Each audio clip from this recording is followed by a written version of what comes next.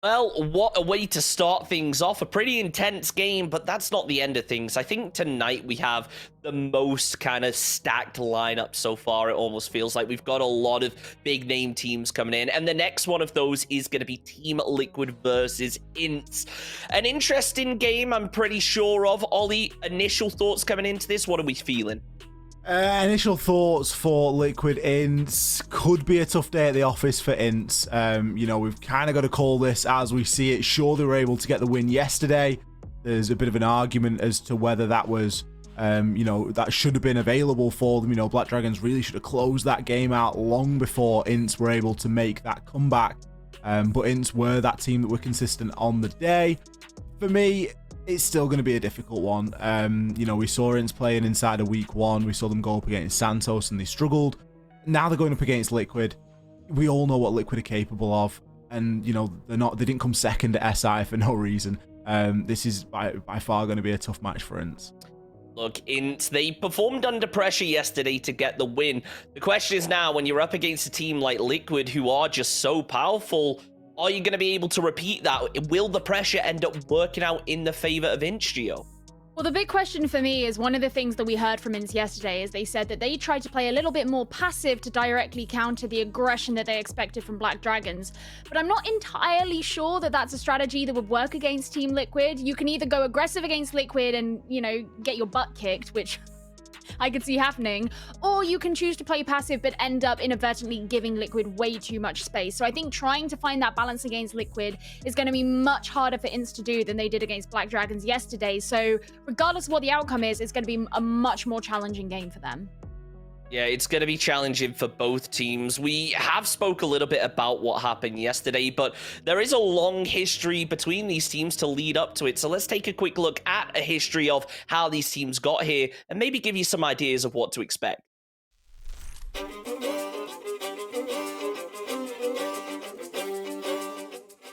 Team Liquid lands in the second stage of BR6, having to deal with mixed results. Starting the stage against NIP, the team was massacred 7-1, something unexpected even when on the other side of the world's best team. Garante eliminação em Anip! Bota Liquid no bolso! The following day, in another classic, the cavalry was unrecognizable, but unrecognizable for the better. So much so that they ended the duel 7-2 against FaZe. Fecha o round e a vitória pra Liquid. Vamos que vamos. And it is with this discrepancy in the recent results that Liquid arrives to face INTZ. However, in the last match between the team, the favour was clearly on the side of the cavalry, 7-3, with Pala popping off. Aquele jogo contra a INTZ, no primeiro turno, Paluzão, mais uma vez MVP, e não é à toa que é o melhor do mundo hoje, né? Foi um jogo, assim, onde a gente cometeu alguns erros, alguns rounds, assim, importantes. Acho que a INTZ agora que ocorreu algumas mudanças na line e tal, vamos ver como eles vão se encaixar. Nosso confronto com a Liquid no primeiro turno, acho que nós começamos jogando muito mal, aí depois conseguimos voltar um pouco pro jogo, mas já era meio tarde. INTZ cannot lose focus for even a second against Liquid if they hope to have a chance of victory. Liquid have given INTZ an in due to the recent performances of Pala, who struggled in the match against FaZe as he uncharacteristically found himself at the bottom of the leaderboard.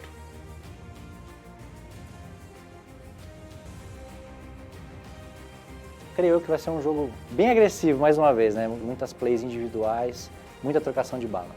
No jogo contra a Liquid de hoje a gente vai tentar fazer um estilo de jogo meio diferente, tentar ser mais agressivo para tentar surpreender os caras. INTZ are desperate to leave the bottom of the table, while Liquid seeks to continue the cavalry charge at the top. Will the horse stumble, or will INTZ be run through once again? This is what we're about to learn in the clash between Team Liquid and INTZ.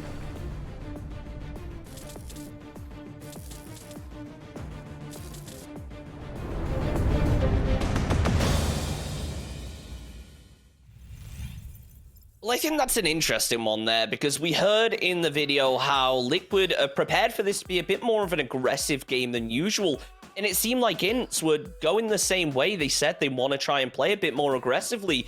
Gio, do you think this is how we're going to see things unfold? Are we going to see a bit more of an aggressive Liquid than we used to seeing? Because it seems like they usually have a very methodical playstyle. look, if they say they're going to play more aggressive, then who am I to doubt them? And I think that kind of answers the question that I was talking about before, right? I was saying, which way are INTZ going to go? Are they going to try and retract into that more passive playstyle that they discussed yesterday? Well, the answer evidently is no. And I think that's very brave of them, but I also think it's very important for them to go with what they find comfortable rather than trying to base their playstyle around fearing Liquid. You know what I mean? They have to go into the game seeing themselves as an equal and not seeing themselves as an inferior. I think it will be fun to see a much more aggressive game, and I think that INTZ playing aggressive, if they can do it well and they can do it right, then it could have a huge disruptive effect on the way that Team Liquid typically plays, which is, as you say, quite methodical. But that doesn't mean Liquid aren't aggressive, it just means there's a lot of method to the madness. Yeah, it seems like with a methodical team like that, making changes is a bit of a risky one, though, Ollie. Do you think that's something that Liquid have to be concerned about, or are they confident that they've done their research into INTZ, they're going to be able to prepare for it, they're confident in going ahead, maybe extending a little bit more than they typically do, and securing the rounds out of it? Yeah, Liquid are very capable of coming out of here today and playing in that aggressive play style. This team has a ton of synergy. They've been together as a core since, I think, around 2019, maybe a little bit before, so they really haven't made a change in a long time, and that's obviously sort of fosters that sort of family sort of style relationship where it goes from being, you know, just a team to, you know, these guys really are a family, and they're very, very well sort of connected with one another, especially in the way that they play, and that really does come across. You know, you might look towards someone like Nesk to just absolutely pop off today because he is that player that is capable of that, and that's not to say that all of the others aren't, but if you're looking for aggression and you're looking for quick fire plays, Nesk can often be the guy that you look toward. It seems like, at least for me, INTZ have so far been a team that start to thrive in the later rounds. Can they survive long enough, Gio, and keep it close and competitive to the point where they can start to thrive in the later rounds? That is going to be a big question, because I think if INTZ get kind of broken down early, then they're going to much more struggle in these rounds upcoming. I think they absolutely will, and a big part of that, once again, is going to be which map we end up on. Let's hop into the map vetoes, Gio, and maybe you can walk us through exactly what you're expecting from either of these teams. Well, I think if they want to be going to aggressive maps, then we got to be thinking of something like Coastline, a Chalet, maybe a Consulate. And I believe it was Consulate that these teams played on back in Stage 1, which was a 7-3 victory to Team Liquid. But interestingly, Team Liquid have banned out Consulate, and Coastline has gone on the side of INTZ. So I wouldn't be looking at something like an Oregon, which is another one that's been left in so far. That seems way too methodical for me.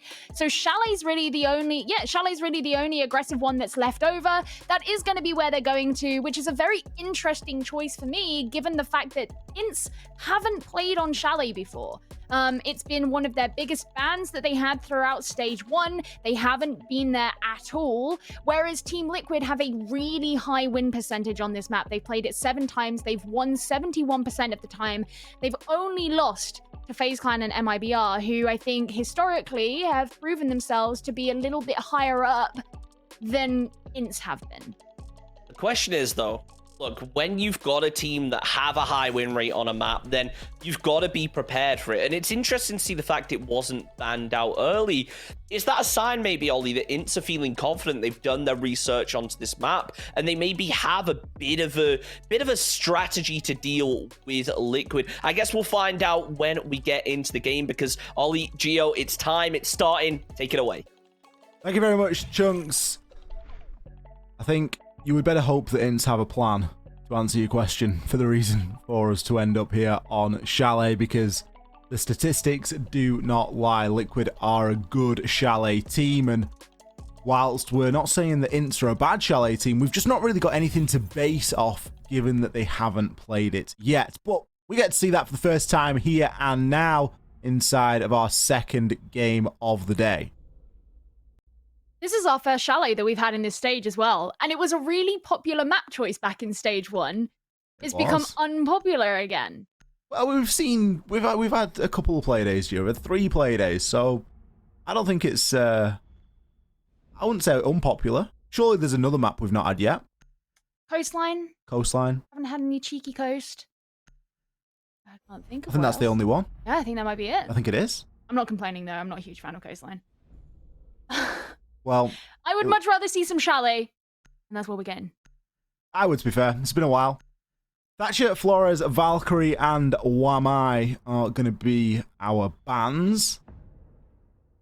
Flores and the Valkyrie from Liquid as things that they would like to remove. Valkyrie makes a lot of sense. So many opportunities for information here on this map. With it being one of the bigger maps, you really do need to get a bit more info than just your standard couple of bulletproofs and rely on the defaults for as long as they stay alive. You need to have something else out there ideally, so removing the Valk is going to give INTZ a little bit of a harder time at figuring out where this push is going to come from. I think I'm also seeing a pattern as well. Team Liquid banned Flores, but they also banned Flores in their match against FaZe Clan as well back on Playday too. So it shouts to me that it's not necessarily a map-specific decision. It's more just that Team Liquid simply don't like playing against Flores, which is an interesting thing because other teams will note that. And they will realize that that is something that Team Liquid see as a discomfort for them, and they can probably exploit that by taking operator picks that they know that Team Liquid aren't going to ban because they would sooner ban Flores. So we'll see going forward in the stage if that's something that does persist, but it is a ban that Team Liquid have done more than once in a row now. So INTZ are starting off on defense, and they're going to be going down to Bar, which is very typically the primary site here on Chalet. So entirely unsurprising that they're going to be going there. Oftentimes you see a really heavy defensive presence upstairs, though. You're going to get defensive presence in library, you're going to get defensive presence out in the library corridor too, and maybe even extended as far into piano.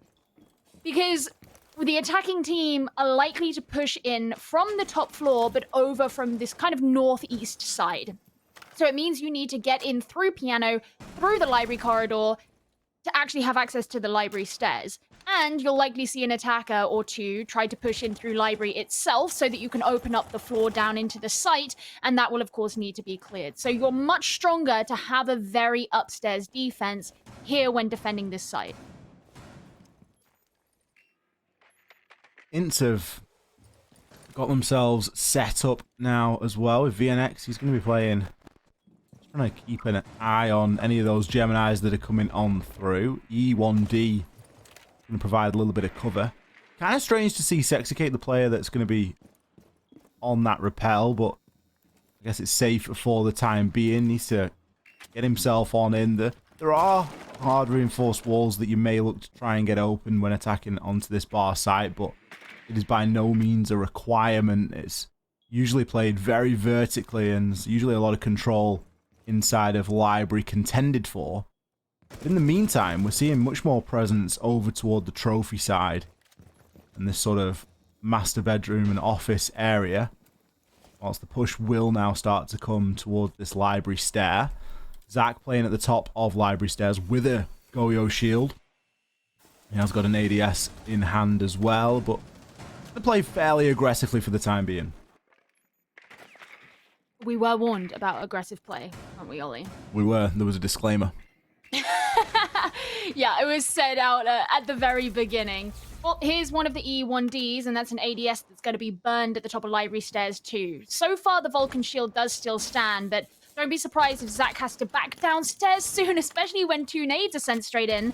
But actually, neither of them have been able to remove the shield just yet, still being eaten up by the utility that is placed there to prevent them. Hornetown as well is not too far away, and he can watch very much into the office and the library corridor. In fact, he gets a kill onto Sexy Cake as the opening kill of the round. Palu is able to respond. Zach still playing on these library stairs. The diffuser cold for the time being, but it is easily in a position to be recovered. A C4 is going to fly up from Drunks, but it's not going to hit its mark. Another E1D comes on through as PSK has a nice angle there, but just can't land his shots. Puts a ton of chip damage in onto Zach. Moringa, he finishes it off vertically. 13 seconds left, and only now are we making holes in library floor to the ceiling. Drunks, he's going to be able to find a kill over onto Moringa. It's all going to come down to poor old PSK, but he is not in a position to do anything about that. INTZ take full advantage there of Bar and Gaming and pick up round one. Yeah, Team Liquid were actually very slow in the way that they were trying to push through. And I think a huge issue with the way that they were trying to attack is there wasn't a ton of pressure on Library itself. So even when they were trying to pressure the top of Library stairs and force Zac back, Hornetown was still in a great position to punish Sexy Cake and anybody else who was looking to come in through the balcony or come in through office. If there had been pressure behind Hornetown that had come in through Library, then maybe that wouldn't have been such an option. Those Goyo shields provided a big problem for Team Liquid, and despite committing so many frag grenades into their removal, those frag grenades basically got wasted. And at that point, you have utility standing in your way that is blocking the path forward that Team Liquid simply couldn't find a way around. They had to recollect the diffuser, continue to try and push on forward, and so much time was just spent. I mean, it was 40 seconds on the clock left at the point at which Hornetown got that opening kill anyway. Team Liquid were uncharacteristically slow, and that was a very strange round for them. You know what else it was? Not aggressive. Yes! Which is strange.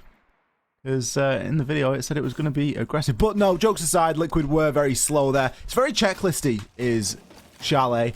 And the way that INTZ defended that, to my eye and for what we got to see, there was nothing that was entirely new and groundbreaking. It was just the classic hold on to the top of Library stairs, challenge Library, waste a lot of time out on the roam, and then hold on to the site in the dying few stages. So that's exactly what they were able to do there. It was a great round there from INTZ in that manner. They were technically able to perform that strategy, and it worked out for them. But we just saw some sort of slow decision making on the side of Liquid. Now, Chalet isn't really a map you can afford to be so slow on, just in that there's usually quite a lot to do. There's a lot of option for particularly a Rooney on this map, and you couple that with a couple of ADSs, and all of a sudden it does make removing those Vulcan shields very difficult indeed, and it's kind of what we saw happen to Liquid previously. Now we've already seen a minute here, and we're going to get an E1D come out. It's not really going to do all too much, as everybody on the side of INTZ is fairly happy where they are at the moment. Again, Vulcan shields. You can see another regular shield over in office itself. INTZ leaning into the shield play. Not even necessarily more so than any other team would do, but that was such a huge problem, an obstacle for Team Liquid on round number 1, so it's something that is worth noting. The droning out of Piano is going to give Liquid the information as to the whereabouts of the defenders in there, but it hasn't actually forced Zac out of his position in any way. Liquid still need to clear out this utility and breach open the wall too, although I say that and actually part of the wall is soft. That's how VNX... Oh, not VNX, sorry. That's how one of the players from INTZ was able to try and take some shots in through there. Sexy Cake just outside of Piano too, and that's going to pique Zac's curiosity, and Palu can punish him straight away for it. This is something Liquid are really good at, is getting those rotation kills here on this map. They'll very seldom fully commit, especially Palu. He'll regularly try and bait players onto the windows and just be in positions to try and take advantage. A nice early kill there in terms of this execute, because we're not really expecting to see any mega early kills on this map. That'd be a bit of a mistake from either side. But at the start of the execute is going to be about right for when these frags start to fly. Now, Vitz, he's a bit of an unknown quantity here. The plant is going to be going down, covered in part by the Toxic Babe canisters. Sexy Cake is going to nail that one to the floor, get himself outside, and all of a sudden it's going to be a post plant here for INTZ. They've desperately got to try and retake, but look at the positioning on the side of Liquid. Everybody in the right place at the right time. Poor old Drunks, E1D, 1 versus 4, finds himself Palu.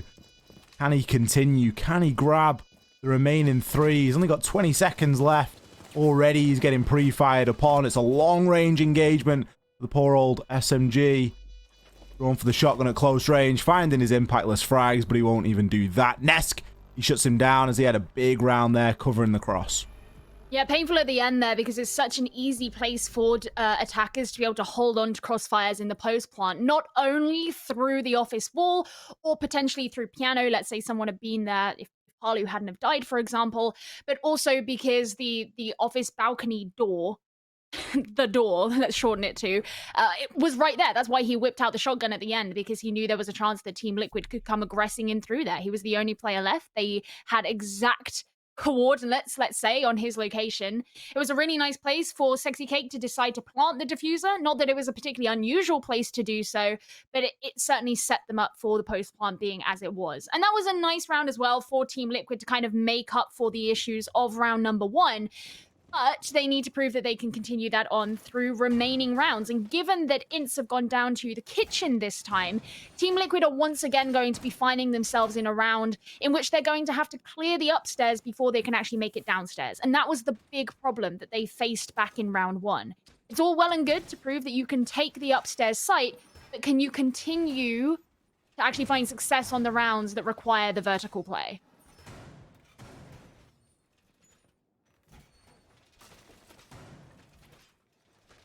Yeah, the vertical play just isn't as much when you're attacking onto that upstairs site. Sure, you've got to go in and remove that mute jammer and shoot it from below, but it isn't as in-depth, it's not as deep as successfully taking both master bedroom, office, and then moving down into kitchen. Does leave you with quite a lot to do, but Liquid, they're going to be happy with a little bit of success here on the attack. We're giving them something to work from here. The thing really to watch for INTZ is these rotation kills, as I said earlier, that it's something that Liquid they've really gotten down to a T, and it's going to be everything coming together, right? It's the drone work, it's knowing where everybody is and exchanging that information, and then being able to pick up kills just like that. Palu finds himself too off the back of Sexy Cake's drone, and Nesk putting the pressure on.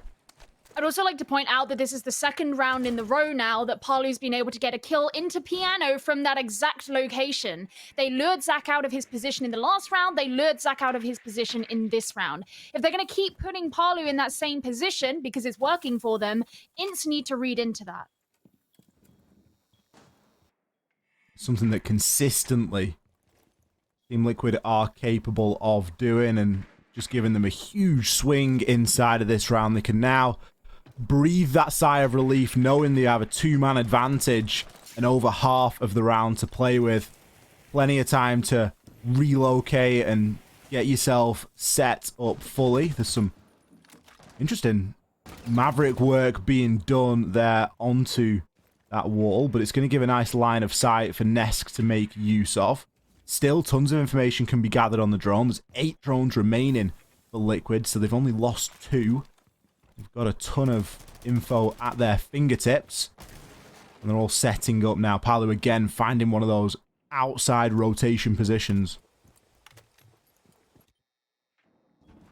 About a minute remaining. INTZ have been shaved down to just 3 remaining players. Meanwhile, Team Liquid looking pretty healthy. Especially if you ignore the missing HP from Nesk and Palu, which probably isn't going to mean a huge deal. Another E1D is going to come out, and you can see these players of Team Liquid are working in conjunction with one another. None of them are particularly on their own. Presence downstairs still from INTZ is going to cause Team Liquid a bit of a headache, but those players, the defensive ones, still have to get upstairs if they're to actually defend the site itself, and Vitz isn't going to be able to do that. Drunks does get a kill onto Sexy Cake with the Toxic Babe canister, but the diffuser has been recollected immediately. Nesk the next to go down, however, and PSK is going to remove Drunks. So the constant backwards and forwards has left just VNX on his own in this 1v2. E1D going to stop him from pushing on up while the plant is confirmed. Palu going to be able to watch that cross as well. I'm not sure if he saw the full player cross him, but that pre-fire through the wall is going to give the game away. VNX only a fraction away from PSK's head there. The DMR pre-fired on through. PSK anticipating the swing there as he manages to find not only the plant, but the final kill as well. Team Liquid, yeah, okay. I said that they were going to have to prove that they could get this one and deal with the multiple levels, because that was what they struggled with in round 1, and I'm satisfied at this point. So I suspect that if/when we do eventually go back to them attacking onto bar, they're going to, you know, well, maybe they won't be fine, but they probably will be better than they were in round 1. I'm not worried about it anymore. But we'll be going to Master for the next round. So this is actually a really interesting choice, I think, from INTZ, given that this wasn't the round that they won on, but the round that they did win on is available, or the site that they did win on is available to them now. If they wanted to go to Bar now, they can, but they're choosing not to. Now, that's quite ballsy, in my opinion, and I admire it, but I'm also like, why? Why? Yeah. It really is. It's like, oh, you know, like, really good on you guys, but why? Well, obviously they've got the confidence to change things up. I imagine that not getting killed from windows is probably going to be fairly high on the list. I doubt that anything too significant is going to change with how VNX is playing below, because that didn't really go terribly. He was able to contest and cause a little bit of time spent for getting that mute jammer off, which really wasn't the end of the world. There's obviously something that INTZ feel as though they can do differently. Maybe just knowing that they can go back to Bar and maybe have a chance at picking up that round again is a comfort in their mind, but they do need to significantly change something, because the way that we saw this all sort of play out, it wasn't exactly a round that came down to 1 or 2 kills. No. I'm definitely interested to see how this one's going to go, and I am going to keep a strong eye on what's happening in Piano because of what I mentioned about Palu before. I also think Zach, you know, he's this new player. They spoke yesterday in their interview about how he's in the role that he's in. You know, he's doing a lot of entry fragging. He's playing Jaeger here, so he's one of the fraggers for the team. You don't want him to be lured out of a position and going down very early. You want him to be available for the gunfights that they are inevitably going to have to face later on in the round. So the positioning of him earlier on is going to be really important. Now, Team Liquid are going to have to deal with the denial that is on the office wall. And interestingly, that wasn't there last time. The office wall was half soft before when this was being held. And so right now, that's causing a bit of a problem for Liquid that they're going to figure out how to approach. Looks as though it has been dealt with, as the exothermic can come on out now. I mean, Hornetire is always going to die in that position, whether by Moringa or... Well, it was really only ever going to be Moringa with his positioning, but still with the exothermic getting open right next to him, he was always going to be very exposed. Palu on the prowl, lurking, seeing if he can find any of these beautiful rotation kills that he's known for on this map. Zach inside of the piano, currently being droned. He does still have the Goyo shield to go off and the Aruni gate, which is going to give him a little bit of security, but for how long is the big question, especially when you've got a player like Nesk, who's going to be more than happy to swing that. Sexy Cake, he's going to start to get that plan down. That Toxic Babe canister is far too deep. He switched it up. He's planted in the different spot. He's not gone for the same as previous. It has forced him off the defuse, though. That C4 from below was going to be enough, but Nesk finds a great frag over onto Zach as the plant has been confirmed. VNX has joined into Zach's location. Can he have a little bit of better fortune here? Currently a 5 versus 3 in favor of Liquid. Drunks is pretty low health as well. Got Vits down below. Is he going to be able to get himself into position? He still has a nitro cell in pocket. E1D is going to stop that rotation for a time as Drunks gets himself downed and eventually, inevitably, finished on off. As the time ticks, we all know that it takes 7.5 seconds to defuse. Palu, there it is. He had to find the rotation kill at some point, Gio, even if it was relatively impactless at the end. But another round win here for Liquid. I'll be honest, the attempt at the denial onto the plant was actually really heartbreaking for INTZ because it was so close to Sexy Cake. It wasn't far away at all. It was just on slightly too much on the other side of the little half wall. And if it had been just slightly closer, they probably would have actually landed the denial on that perfectly. Which would have made life a lot harder for Team Liquid. They would have had to adapt to what the situation was. They would have had to move the diffuser because there's a huge hole in the floor. And maybe it would have been better for INTZ. Now, again, yes, I have to bring it up. You mentioned the Palu kill at the end, but it wasn't even just that. It was Nesk's kill onto Zach as well in the same damn window. Yeah. Stop playing on the windows! The plant isn't happening in the windows. I understand why they're doing it. They know that there are players from Team Liquid right outside them. Don't just, like, look, you're a huge fleshy target that has a bullseye on your face. Don't just jump in front of the line of sight and be like, hey, I'm here, by the way. I don't think that's the best play.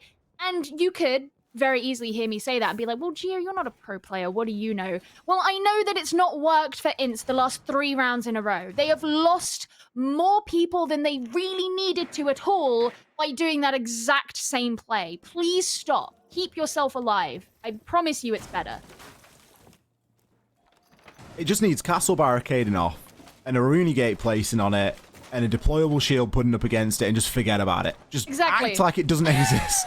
Please, for the love of God, just do whatever you need to do. I mean, even then, Liquid would get through, and it'd just cause a little bit more time. But the point remains that it is a situation where Liquid do find a lot of good success through these rotation kills, and it's in part due to the way that they're able to manipulate the players on the site and in the map as a whole.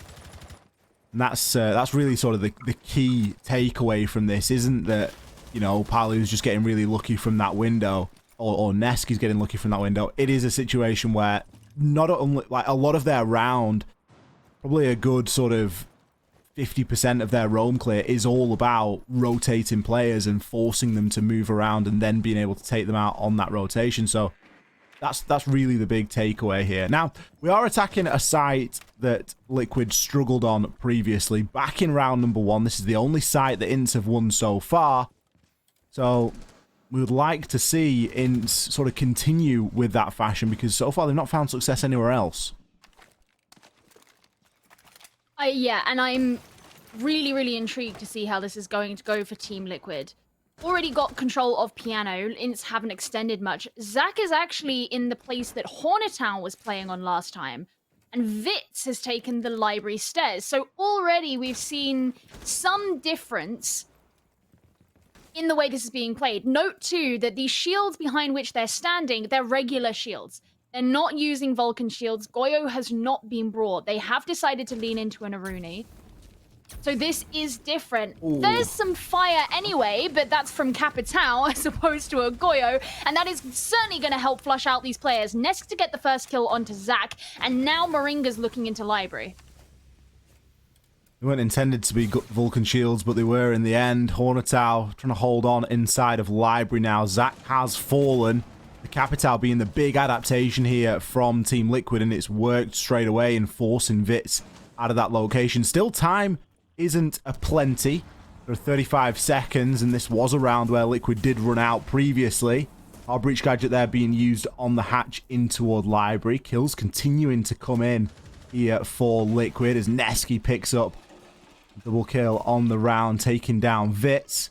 Hornetown is going to be inside of gaming right now. He's exposed vertically and will be eventually taken on down. Drunks is going to be inside of stock. He has to go pretty big here, but eventually will just be flooded. Nesk knew exactly where he was. Wasn't taking any chances with that one. Pre-fires as he goes.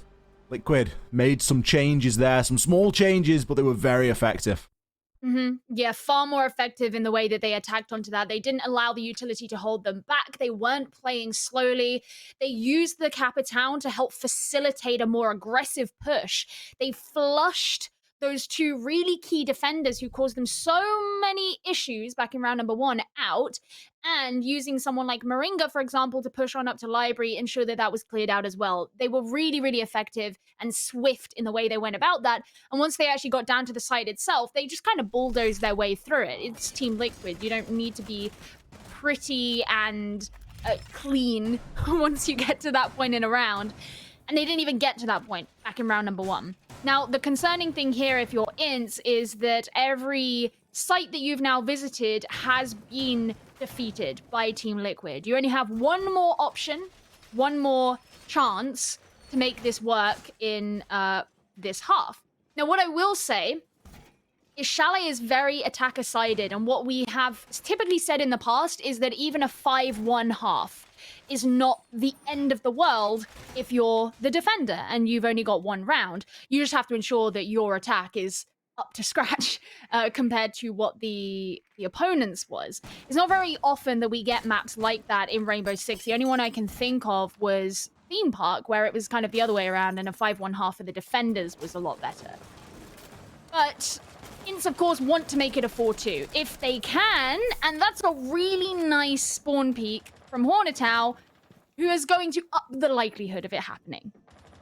Only one way of getting the job done, isn't it? Taking down Sexy Kate. You can't pick who you get, but to get the hard breach is always a good tick.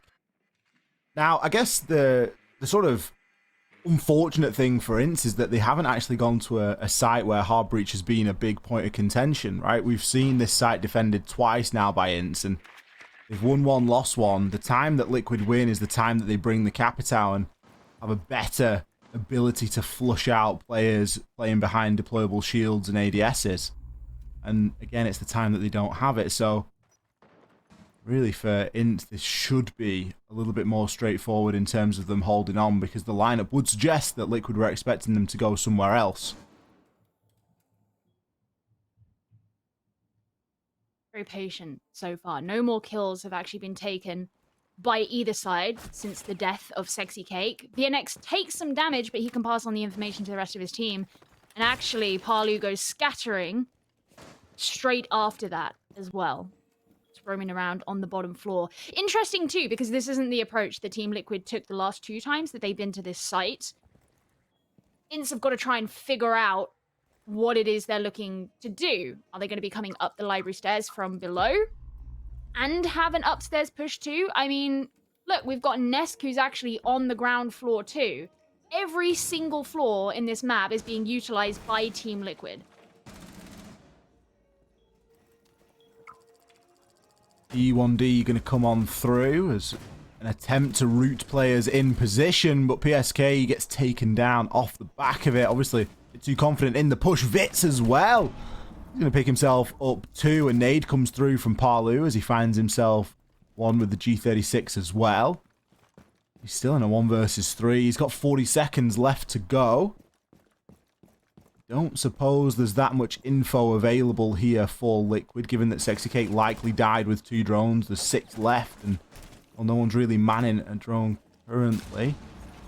Palu, is he going to be able to find the next? Yes, he does. Hornetow, how do you get caught so far out of position? INTZ really breaking this one down for him, and if anyone can do it, it's a player of Palu's capability.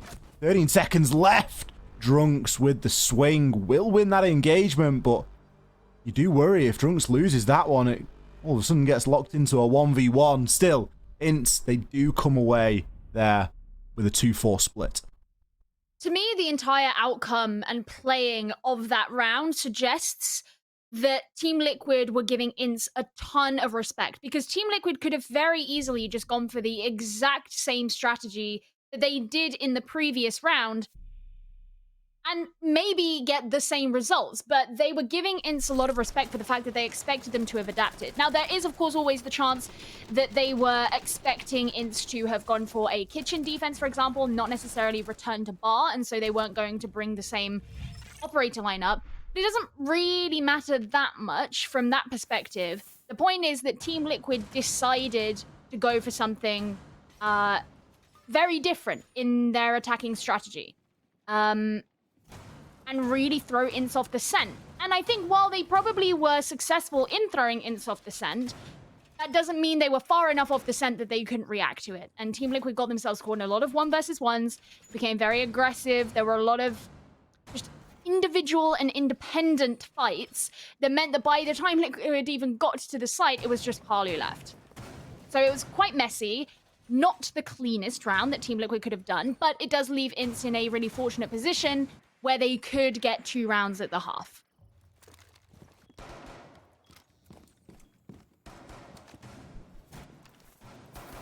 (4-2) here for Liquid then. They need to have a average showing on defense to come away with a win.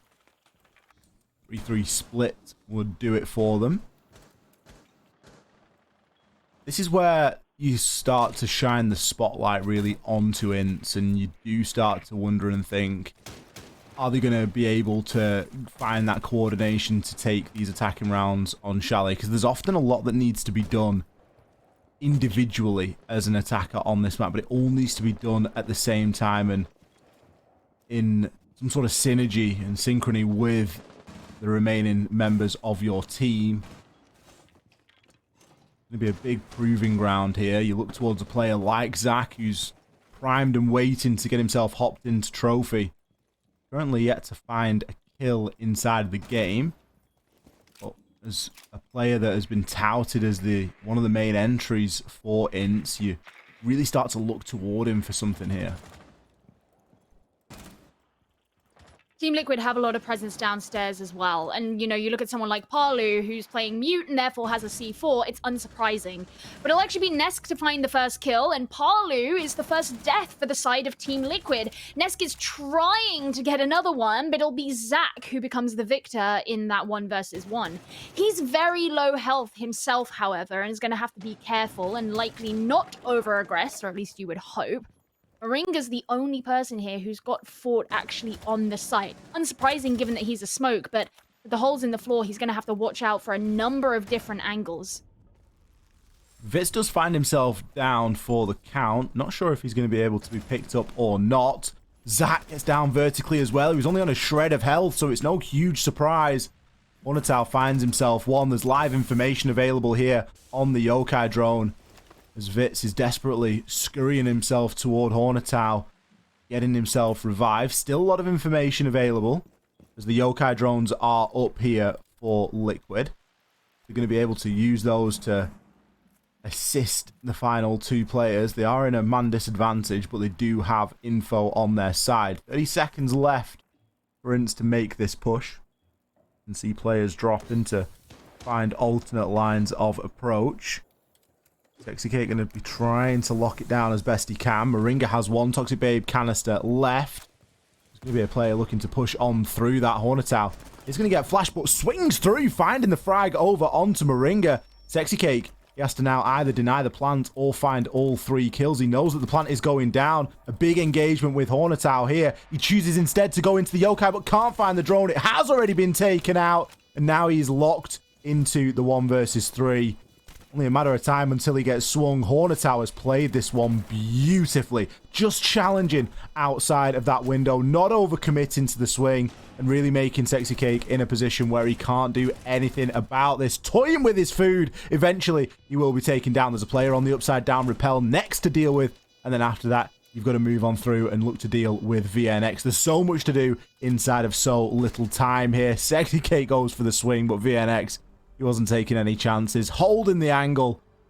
Able to pick that final frag up. Really great execute there by INTZ. It was a very impressive round by them. You know, they were pretty systematic in the way that they got rid of the defenders who were down below the site, which was, I think, a threat that Team Liquid were hoping would prop them up a decent amount. I mean, you would assume so, otherwise they wouldn't have done it. But for it to be as easy as it kind of looked for INTZ, that was something that took me by surprise. Well, the next step of the equation was that they were going to have to clear out this anchor who was present inside the closet. That was Moringa. Now, they knew where Moringa was, probably because of some information, but if not, it was definitely because of the Toxic Babe canister that he decided to throw in downstairs. They knew that Moringa wasn't downstairs. They knew the angle of approach that the Toxic Babe canister came from, so they know he's going to be present in the closet. And it's not a too uncommon place for a smoke to sit either. So even though it was just Hornetow who got a kill onto Moringa, what they actually tried to do was, I think, throw in the nade to force Moringa out of position, and then Hornetow, the idea was that he would get the kill. They didn't even need the nade in the end. Hornetow just got the kill straight up. And after that, you know, you've got Sexy Cake on his own. The plant can go in. He can't find his Yokai drone. There's no real way of denying anything because Sexy Cake's playing Echo. He doesn't have a C4. He doesn't have Toxic Babe canisters. And suddenly he's surrounded by all these angles with basically no information as to the whereabouts of his opponents. It was a very well played and quite clean round from INTZ, to be honest, when you think about the way that they went through each section of the Team Liquid roster. And if they can keep that up, then they could find themselves having a very successful attacking half.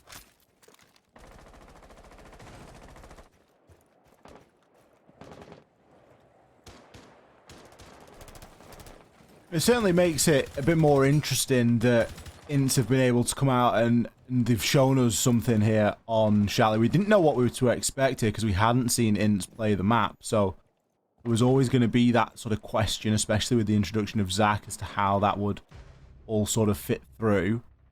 The fact they've been able to win around on the attack as well as on the defense has certainly enthused us, and it's no slight going up against Team Liquid here. You know, Team Liquid are a team that we expect to perform on Chalet. It's a map that they're very good at. This round, however, the advantage initially will be on Liquid's side, as Vitz has been taken out relatively early on. Not a kill that's gone traded initially. Especially considering the last round, we saw the trades really starting to come through, especially for the players that were challenging on that vertical. But Liquid are going for a little bit more of a relaxed approach here, not looking to challenge as aggressively.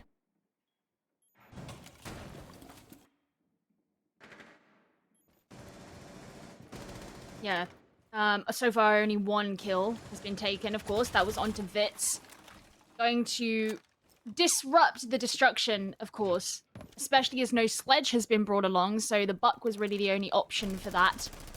And I don't think... No, there's no, like, breaching rounds, like, secondary breaching rounds either. So opening up floors above the site is going to be really tricky from this point on. Zach sending in the lifeline. I assume that was to destroy a shield. Moringa is still safely behind one, though, so he can sit pretty here in dining. This is still taking their time, but when you look at the clock, taking their time does come with a lot of risks. They're edging closer to the 40-second mark. Every single player from Team Liquid is still standing, and INTZ have got to make their way down onto the actual floor of the site. They've opened up the dining room wall. And Moringa does have the hatch there if he needs to drop, but you need someone to actually defend the site itself. I don't see that happening. Another kill for Nesk brings down Hornetau. Team Liquid, sorry, INTZ, further weakened. Liquid really going for that sort of death by 1,000 paper cuts mentality here of just getting themselves a bit of an advantage and then not looking to press it too heavily. Zach is able to take down PSK, but there's 3 seconds left on the clock. Realistically, what are we going to be able to see INTZ do? Zach was the last player alive. Upstairs, not really in a position to do all too much about that round. INTZ really stalling out there, and it gives the advantage over toward Team Liquid again. They now lead once again by 2 rounds. 1 round away from that match point. They're going to take us downstairs into bar. Next opportunity for INTZ to show what they have on attack. Now, when we look at the last 2 rounds, we had Master, we had Kitchen. Master, again, top floor site. You only really need to worry about what's happening on the top floor. INTZ did actually do a multi-floor push. They cleared out the defenders of Team Liquid down below the site, but they didn't have to worry about doing anything above the site because there is no such thing as an above the site. In that last round, round 8 on Kitchen, INTZ spent a ton of time upstairs. This is another site where you have to come in and attack from the upstairs. I mean, I suppose there's no stipulation that you have to do that, but you would be rather silly not to. My question is, are INTZ going to find time working against them once again? Very similarly to how Team Liquid did all the way back in round number 1 when they tried to attack onto this site for the first time. INTZ are coming in with a different kind of operator lineup. Bringing along the Thermite once again, okay? He's going to be carrying smokes, and you might use him to open something, maybe a hatch. There's not tons of utility to remove shields and whatnot. You've got lifelines, you've got 2 nades. You only have, well, you got 6 flashes. It could be worse. And if you really need to invest the smokes into clearing ADSs, then you could. So they have what they need, but I still do worry about the time. So it would be nice if Flores would slide right into that lineup. Imagine. Flores, of course, being banned by Liquid, and on a map like Chalet makes a lot of sense. There's so much pressure on the shields and the utility that you're going to want to try and keep them alive for as long as possible. And Flores with the burn and 4 exploding drones would make short work of a lot of said utility. Zach's been able to do some delicate drone work there, and he's searched himself out somebody to get on a yellow ping. Somebody, I believe, is going to be Moringa as he's sort of holding downstairs. Vitz is able to use the skeleton key and quite freely has got himself inside of master bedroom. Liquid have gone for the defend the library stairs and the top of library corridor option, as opposed to invest in anybody any further inside of master or office.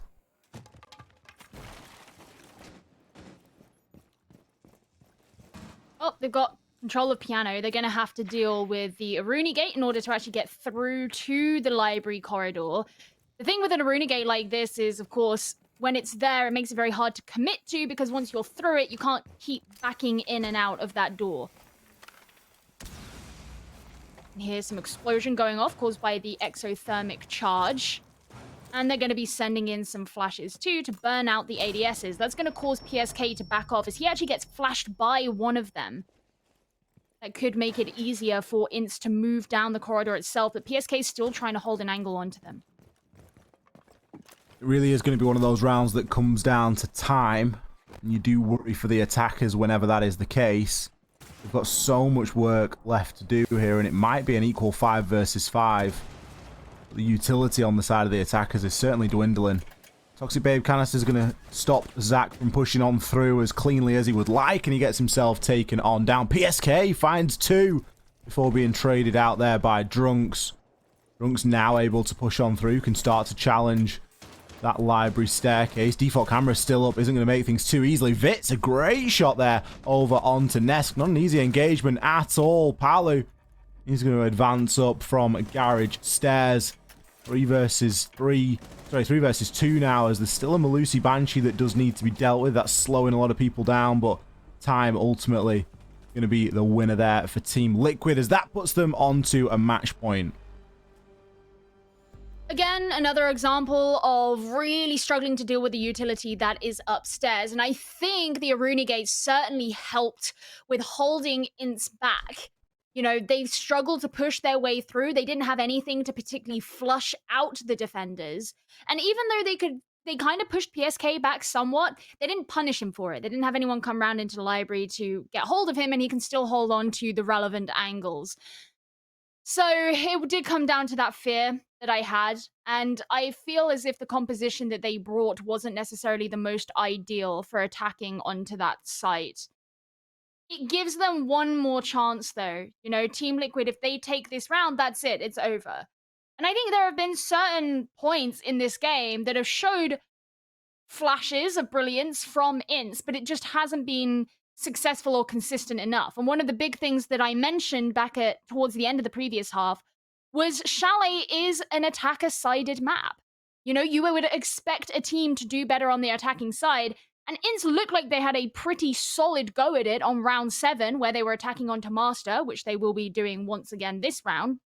But since then, the story hasn't been the same.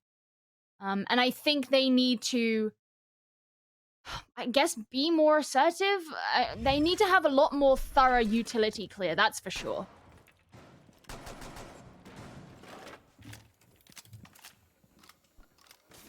A chance here for Liquid to close things out.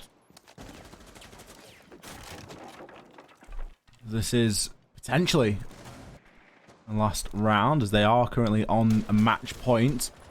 Time being the undoing of both of these teams on the attack when attacking onto bar, so certainly not a problem that's specific to INTZ. I think with the way that they've played tonight, they've really given themselves a good go in here against Liquid. It's never an easy feat to go up against a team such as Formidable on a map that they're well known for. But I think INTZ have given a reasonable account of themselves so far. There's a chance here that they're going to be able to pick up a couple more rounds as well. Moringa, he's going to be getting pressured as Vitz has got a really nice angle there onto Solarium Stairs. What a pinch coming through from INTZ. Hornetau with the nade, the vertical pressure from below from Vitz was really well executed to deal with the player on Solarium Stairs. Yeah, that was a really nice kill onto Moringa. Well timed, well placed. And it was something that INTZ were good at back in round 7, is clearing out the peripheral players of Team Liquid.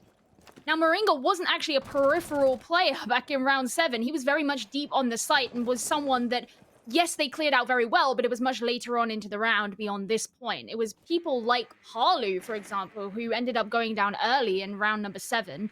INTZ are taking more time to drone, which is certainly nice, but Vitz receives a decent chunk of damage and is going to have to back off down through the basement to make a pretty broad rotation to save himself from that scenario. Vitz seems to be that player that's always really low. Like, I think in a lot of the rounds he's just taken so much damage and not quite died.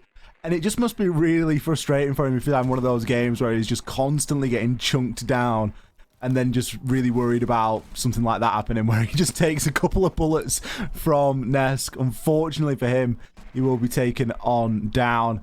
It equals things up, though, for Liquid, as they certainly needed that, especially with where Vitz was about to start playing. Hornetow, he's another player that keeps swinging out of nowhere, finding himself in the right place at the right time. Now could look to make a rotation up Library. PSK is just waiting for the information that that Yokai drone can provide. Hornetow going to find another over onto Nesk, or really continuing his reign of terror. And again, we find ourselves with Sexy Cake and one other to try and hold on from these attackers. Zach, he's going to be able to find Sexy Cake. 11 seconds left this time. Where have we seen this before? Sexy Cake in his trademark position does this time find the kill onto Hornetow. Is he going to get himself into the Yokai drone? No, he's just going to continue to find kills for the time being. Little bit too late there jumping onto the drone, but time was running out for INTZ. They really had no choice. It's currently 1 versus 2 for Sexy Cake. He has a good chance to try and get this done, especially if he has some information, and judging by the pings on the screen, I'd guess he does. Is he going to pre-fire this shot through? No, Drunks. He's going to win that out. The F2 superior at that engagement. INTZ, they hang in for another round. I said they had one more chance to do it, and they've taken that chance. So on to the next round, round number 11. INTZ have proven that they can be very effective at attacking onto Master. Great, okay, they've got one down, but we're going back to a kitchen defense now. This was the next round in which INTZ struggled. Back in round number 8, they lost it. And it was a very messy round as well. I want to see them tighten it up. They need to be a lot cleaner. And I think one of the things that really helped them in that last round that we just saw, and even back in round number 7, is the usage of drones and information and reacting as well was a lot more effective and thorough than it was in rounds 8 or 9, for example, where it seemed a bit more like there was information lacking. And I don't know what it is specifically about that site that makes them feel more comfortable with that, but they were reacting much better to the information they had. Now, I'm hoping that we're going to see more droning. I'm hoping that we're going to see that information be passed on, and the communication, obviously we can't see the communication, but you can get an idea as to whether or not it's going well.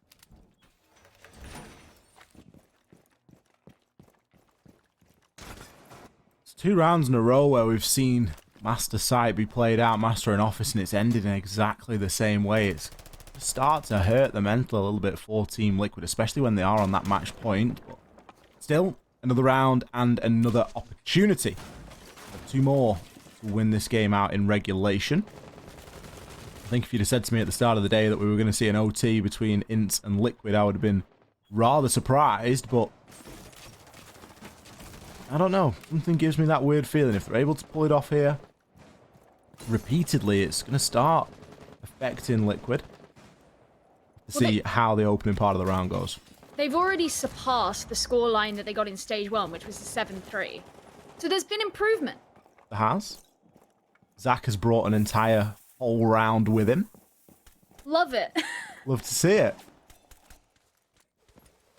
Oh, man. I mean, it could be more. There could always be more. We'll have to wait and see. A lot of destruction happening from the basement. Vitz is shooting upwards. One of the benefits of Buck is he works both ways, opening some of the floor above him. This is, of course, a kitchen defense. So it's on the ground or first floor, depending on what country you are from. We'll call it something different. PSK to get the first kill onto Hornetown, however. They've been using the Geminis quite a lot to be gaining information and also breaking through Surya gates, which aren't relevant in this round particularly, but I think the loss of the Geminis and Hornetown himself is still going to be pretty substantial. It's the loss of Hornetown, isn't it? He's been a really big player in this game so far. And you do just wonder if INTZ are going to be able to get the job done without him. It's often because of the position he finds himself in. He often finds himself in that sort of lone wolf position, able to come up on the flank or just be in the right place at the right time. And we'll see if it does come to hurt INTZ here. Liquid really aren't looking to press this advantage just yet. They're happy to sit back and let the time do that. There's still a lot of work really here to do. Nesk could have a chance at a little bit of a swing. It'll be a bit of a long-range engage, but PSK going to be getting himself in as well. Not sure if he was removing a nade there or not, but potentially an air jab. Nesk going to find a frag over onto Vitz as he's able to really open things up here. 30 seconds left remaining, and we've still got a roam clear being performed. Not an ideal situation that INTZ find themselves in. VNX, he has some intel. Going to go for some smoke canisters, see if he can try and get this plant down. Zach gives the game away. Is it going to be crucial? It turns out not. Palu, he will fall. 13 seconds left. VNX, he needs to start trying to get something down. Moringa, he's trying to hold it down inside of the site. Drunks, oh, unfortunate timing. Just misses out on a chance at Nesk. Moringa, he comes in with the final frag. That's going to do it for Team Liquid here against INTZ. They are going to take this map and this game of Chalet 7 rounds to 4. It was a great map to watch, though. I mean, INTZ did really well on a number of rounds. It was really interesting to see where Liquid fell short. It always came down to specific sites as well. You know, Liquid struggled to attack onto Bar. INTZ had really good luck. I don't want to say luck. They did really well to attack onto Master, for example. So you can see directly where the strengths and the weaknesses were with these two teams when going against each other. There was no real variety in that sense. And there were very similar playstyles on a number of the sites that were revisited, other than, I suppose, the way that Liquid were attacking onto Bar. They did it differently every single round. But even though it was not the closest scoreline, it was still a really fun game. It was, and it's a game that could have gone, you know, it was on not quite on a knife's edge, but there were certainly some rounds that could have flipped or flopped either way, and certainly some good clutch potential there from Sexy Cake in one of those rounds as well. It's always nice to get to watch. We're going to bring Chunks back in here. We're going to get him to jump on in and have a bit more of a further discussion about the game we've just seen. Yeah, there's a lot to break down, it feels like, because it felt like at the start it was all going in the way of Liquid. Then it started clawing their way back a little bit, but in the end, Liquid just able to come out on top, and they got themselves the win out of it. Ollie, I mean, how did it feel like it was slipping away for a moment for Liquid? Because INTZ started to make some really good plays to close that distance a little. I think it's just the nature of Chalet as a map. It's weirdly one of the maps that we find to be a little bit more attacker-sided here in Siege, and it's not something that we'll regularly talk about because it really is a little bit of an oddity. But that's just what can happen when you're on the attack and you're on Chalet. INTZ were able to take advantage of some of those situations and really start to put a lot of the pressure on. It was down to really key positioning, basically, from Hornetown. He had a large part to play. Vitz and some of the vertical pressure that he was able to provide was also pretty massive. So all of those things rolled into one. Chalet's a really good map for that sort of stuff. I think a big thing as well when we look at that game specifically is how close it came down to time when it came down to Liquid defending. They didn't give anything away, did they, Gio? No, not really. I mean, other than on the Master defenses, that's where Liquid didn't do quite so well. But other than that, like, the clock ended up being a really big part of a number of these rounds. Yeah, it absolutely was, and I think a player that can maybe give a little bit more of an insight onto how Liquid played is obviously going to be one of their players. We do have Palu here for an interview after that really impressive win from them. Hello guys. Hello, how are you doing after that one? I'm doing good. Like, it was quite easy game by saying, like, most of the rounds we were just like waiting for them to play, and most of the rounds they weren't like doing anything. So we just waited a lot of the time, and it was just like that, like most of the time. Yeah, I mean, you guys able to play it really well right there. I found it interesting how you adapted your playstyle depending on whether you were on the defense. It felt like when you were attacking, you did this thing that I found really interesting as a more casual player, where you would stay on the outside, try to find an opening, move around, and then once you found a kill or two opening, then decide to move in. Is that something you guys consciously do? Or is it just a case of you like knowing there are one or two down before you want to make a push into sight? Depends, like sometimes when we use our utility to clear some area, they start moving and try to go to another one, and that's when I try to pick some kills, like when they are moving around. And sometimes like opens a lot of gaps on the defense. That's like when we like to work, because it's really easy because they are like moving, and the communication normally is like chaotic here, so it's kind of easy to work when something like that's happening. I wanted to ask about, and I feel a bit bad about this, but of the 3 times that you guys attacked onto bar, you lost 2 of those rounds. What was it about the bar defense and the bar site that you guys found like harder to attack? I think it's because like they were playing really passive, and the last attack we were trying something new. Like we never trained something like that, but we tried something, didn't work. But I think the first round we got they wasted a lot of time from us, and we attacked like with 10 seconds, I think, and it was like really bad because the communication, we lost ourselves like in the communication. Paulo, a question that I wanted to ask you was, were you surprised at the map? It's not a map that we've seen INTZ play inside of Stage 1. They didn't play it in the Copa do Brasil. Were you surprised at Chalet today? Yeah, like they haven't played, I think, one Chalet since the map joined the map pool, so we were expecting like an Aragon or a Villa, something just like that, but they just banned, and we play like it's a map that we like to play. We are comfortable playing. They, I think, try to surprise us, but like it's a strong map from us. Yeah, I mean, you mentioned you were a little bit surprised with the pick. Do you think that, you know, looking as a player, you maybe want to look at INTZ as maybe going and playing more of those games where they play over on that map? Or do you think that now that other teams have seen their performance, they're going to try banning it out a little more? I don't know, it's hard to say. Like a lot of teams prefer to like play maps that they have intel from other playmats like that we had. But some teams prefer like stronger maps, even though they don't have the information to go to the map. It's like, it's really hard to say. It depends of each team. I wanted to ask Paulo that you guys had a bit of a rough first play day, and Sexy Cake already told us it was because you weren't hyped for it. Things have looked a bit better since then. Do you guys think that you can still compete for the top spot here in Brazil? Of course we can. Like NIP and FaZe are like great containers. Like MIBR is also one, but they are, how can I say, they lost Felpox, and he's like a big piece for them. So I think they will struggle a lot on that season. But of course we can play anyone who will go against us. We'll do our best like we always do, and I think we can beat anyone.